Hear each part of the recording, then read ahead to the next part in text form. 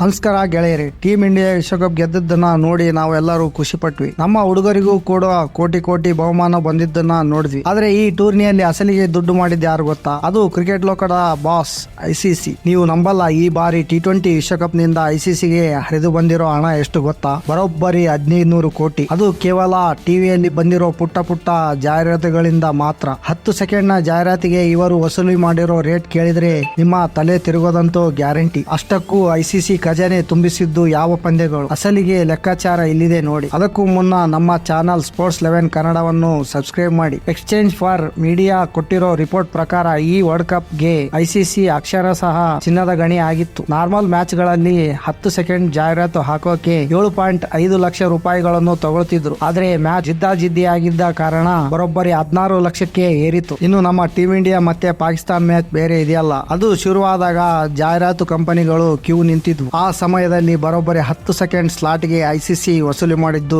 ಬರೋಬ್ಬರಿ 20 ರಿಂದ 25 ಲಕ್ಷ.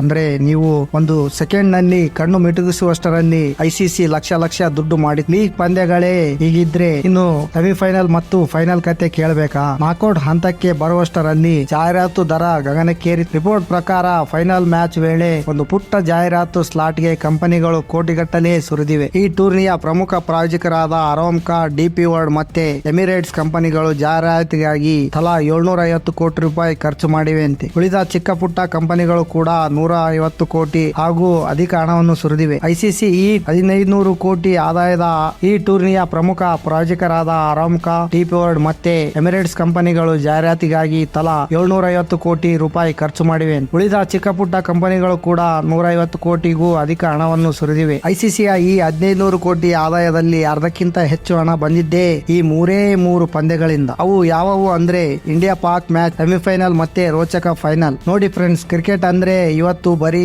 ಆಟವಲ್ಲ, ಅದೊಂದು ದೊಡ್ಡ ಬಿಸ್ನೆಸ್. ಟೀಮ್ ಇಂಡಿಯಾ ಎಷ್ಟು ಚೆನ್ನಾಗಿ ಆಡುತ್ತೋ ಐಸಿಸಿ ಅಷ್ಟು ಲಾಭ. ಯಾಕಂದ್ರೆ ಇಂಡಿಯಾ ಫೈನಲ್ ತಲುಪಿದ್ರೆ ಮಾತ್ರ ಜಾಹೀರಾತು ಕಂಪನಿಗಳು ಇಷ್ಟೊಂದು ದುಡ್ಡು ಹೂಡಿಕೆ ಮಾಡುತ್ತವೆ. ಅಹಮದಾಬಾದ್ ನ ಆ ಫೈನಲ್ ಮ್ಯಾಚ್ ನಲ್ಲಿ 10 ಲಕ್ಷಕ್ಕೂ ಹೆಚ್ಚು ಜನ ಮೈದಾನದಲ್ಲಿದ್ರು. ಆದ್ರೆ ಟಿವಿಯಲ್ಲಿ ಕೋಟ್ಯಾಂತರ ಜನ ನೋಡ್ತಿದ್ರು. ಆ ಪ್ರತಿಯೊಬ್ಬ ವ್ಯಕ್ತಿಯು ಐಸಿಸಿಗೆ ಹಣ ತಂದು ಕೊಡೋದ್ರಲ್ಲಿ ಪಾರ್ಟ್ನರ್ ಆಗಿ ಬದಲಾಗಿದ್ರು. ಒಟ್ನಲ್ಲಿ ಈ ವರ್ಲ್ಡ್ ಕಪ್ ಐಸಿಸಿಯನ್ನ ಕುಬೇರನನ್ನಾಗಿ ಮಾಡಿದೆ ಅಂದ್ರೆ ತಪ್ಪಾಗಲ್ಲ. ಫ್ರೆಂಡ್ಸ್, ಕ್ರಿಕೆಟ್ ನಲ್ಲಿ ಇಷ್ಟೊಂದು ಹಣ ಹರಿದು ಬರ್ತಿರೋ ಬಗ್ಗೆ ನಿಮಗೇನ್ ಅನ್ಸುತ್ತೆ? ಈ ಹಣ ಆಟಗಾರರಿಗೆ ಇನ್ನೂ ಹೆಚ್ಚಿನ ಬಹುಮಾನವನ್ನಾಗಿ ಕೊಡಬೇಕಾ ಅಥವಾ ಕ್ರಿಕೆಟ್ ಮೂಲ ಸೌಕರ್ಯಕ್ಕೆ ಬಳಸಬೇಕಾ? ಕಮೆಂಟ್ ಬಾಕ್ಸ್ ನಲ್ಲಿ ತಿಳಿಸಿ. ವಿಡಿಯೋ ಇಷ್ಟ ಆದ್ರೆ ಒಂದು ಲೈಕ್ ಕೊಡಿ. ಇಂತಹ ಇಂಟ್ರೆಸ್ಟಿಂಗ್ ಮಾಹಿತಿಗಾಗಿ ನಮ್ಮ ಸ್ಪೋರ್ಟ್ಸ್ 11 ಕನ್ನಡ ಚಾನಲ್ ಅನ್ನು ಸಬ್ಸ್ಕ್ರೈಬ್ ಮಾಡೋದನ್ನ ಮರಿಬೇಡಿ. ಮತ್ತೆ ಸಿಗೋಣ. ಜೈ ಹಿಂದ್.